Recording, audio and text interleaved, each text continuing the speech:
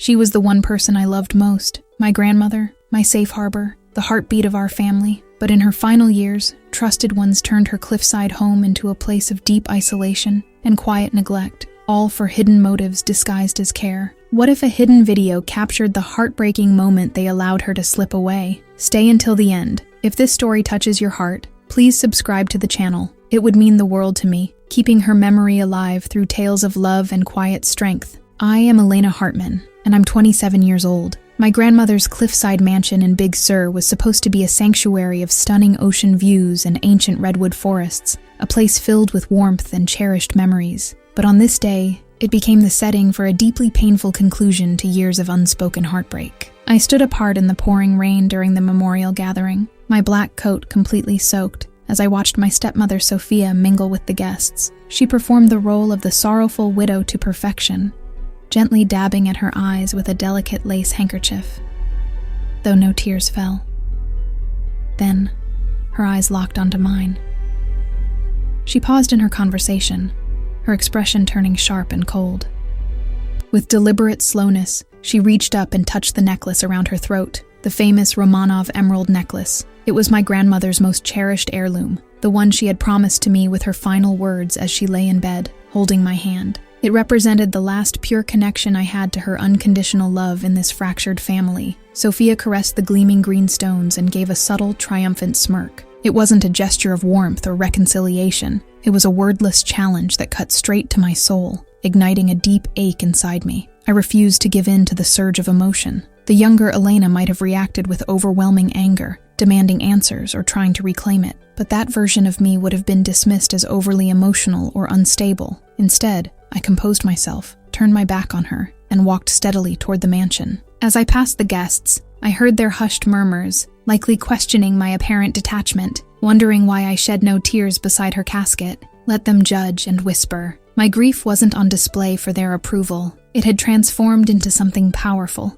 a quiet resolve to uncover the truth and bring light to the shadows. The mansion rose before me like an imposing structure of glass and steel, balanced precariously on the cliff's edge. It no longer felt like a loving home. It resembled a sterile space, devoid of soul, precisely how Sophia had reshaped it over the years. She had methodically stripped away the cozy, lived-in charm my grandmother had nurtured, replacing it with cold minimalism. Sophia believed she had completely excluded me, limiting visits, ignoring my calls, and cutting off all contact. She assumed those barriers were unbreakable. But she underestimated one crucial thing: my career as a forensic accountant. I specialize in uncovering hidden truths buried in financial records, discrepancies in ledgers, and anomalies in digital trails. Emotions don't guide me, facts do. 3 months earlier, just before the complete silence enveloped everything, my grandmother sent me a secret encrypted email.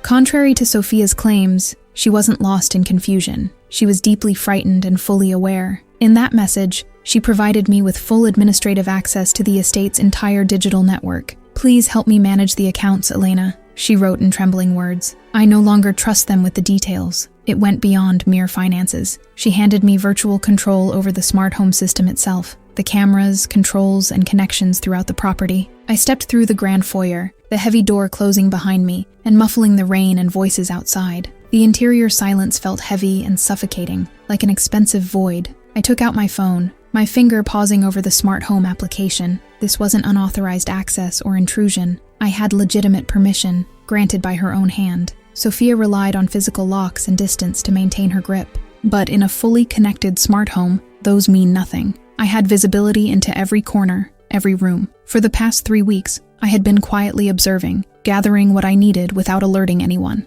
I navigated to the media settings for the main living area, where the enormous 85-inch screen was currently showing a loop of generic scenic images to maintain an air of elegance during the reception. Sophia obsessed over appearances and controlled narratives. Today, I would gently rewrite the ending of hers. From a secure cloud folder, I selected a video file dated exactly 3 weeks prior. My hands remained steady as I uploaded it, setting it to override everything at my signal. It was ready, waiting. Everything was prepared. I only needed the guests to move indoors for the reception. I slipped my phone away, entered the vast living room, and took a quiet seat in the shadowed corner. Crossing my legs, I waited with unwavering patience, the kind that comes from profound hurt transformed into determination. As rain pounded the massive windows overlooking the turbulent sea, My mind wandered back to the agonizing isolation of the last 2 years. Outsiders might question why I didn't push harder, why I didn't force my way up the winding cliff road, or demand entry when communication ceased entirely. But Sophia's control was insidious, built slowly and relentlessly. She constructed barriers one careful deception at a time until I was utterly alone. It started subtly 2 years ago. Whenever I called grandmother's phone, Sophia would answer with feigned concern. "She's resting now, Elena. It's been a difficult day. She's not quite herself, and I don't want to distress her." She crafted a story of rapid decline, portraying grandmother as fragile and in need of total seclusion. She convinced physicians, friends, neighbors, and even my father, Marcus, that I was distant, consumed by work, and indifferent to her suffering. The truth was the opposite. I loved her fiercely. When her health first faltered, I dipped into my own savings to hire a professional team of round-the-clock private nurses. I wanted reliable eyes in the home and detailed records of her daily care, meals, medications, and moments of clarity. For a brief month, I received thorough updates, her vital signs, her mood, her small joys. Then, suddenly, it all stopped. Sophia terminated every nurse, sending me a lengthy message accusing them of incompetence, insisting that family should handle this personally to preserve dignity. It was never about dignity. It was about removing independent witnesses and gaining absolute privacy to control every aspect of grandmother's final days. Desperate, I contacted authorities for welfare visits and raised alarms. But Sophia was masterful at performance, greeting officials with homemade treats, tearful stories, and legal papers my father had persuaded grandmother to sign long ago. She appeared as the selfless, weary caregiver. They saw devotion. I saw confinement. For 2 long years, I could only watch from afar as my vibrant grandmother diminished, robbed of visits, conversations, and tender goodbyes. Sophia didn't merely contribute to her fading. She orchestrated the theft of her remaining time, turning a beloved home into an isolating space. I grieved her deeply when those doors first closed on me. Today wasn't about fresh mourning. It was about restoring equilibrium, honoring her memory with truth. The fierce storm battered the cliffs as we sat around the long dining table. My father, Marcus, stepmother, Sophia, brother Ethan, and I. The atmosphere felt tense, like unspoken expectations hanging in the air. They enjoyed a rare vintage wine grandmother had reserved for her upcoming 80th celebration. Sophia opened it casually, filling glasses for everyone except me. My brother Ethan, 24 and searching for direction, barely hid his lack of sorrow. He propped his phone against the centerpiece, its light harsh on his face as he live-streamed, murmuring thanks for virtual gifts, feigning deep emotion for his audience. Her passing wasn't a loss to him. It was a moment for attention. "Elena," Sophia said smoothly, pushing a formal envelope across the table toward me. "It's time we address practical matters. Your father and I wish to be fair, especially given your recent challenges. I wasn't facing hardships. I was thriving as a senior partner in my field, but portraying me as needy fit her story perfectly. Inside were legal papers, a release of claims, a silence agreement, and a check for $5,000. We're offering a generous settlement for any interest," she continued, sipping the treasured wine. "Sign this, accept the funds, and move forward. The estate should remain with those who were truly present, providing care." I glanced at Marcus. He was fixated on his plate, avoiding my eyes, slicing his food methodically. The man who once nurtured me now enabled this erasure. His avoidance hurt more than words. "I won't sign," I replied calmly, "and I don't want your money." Her composure cracked slightly, eyes narrowing. "Be reasonable, dear.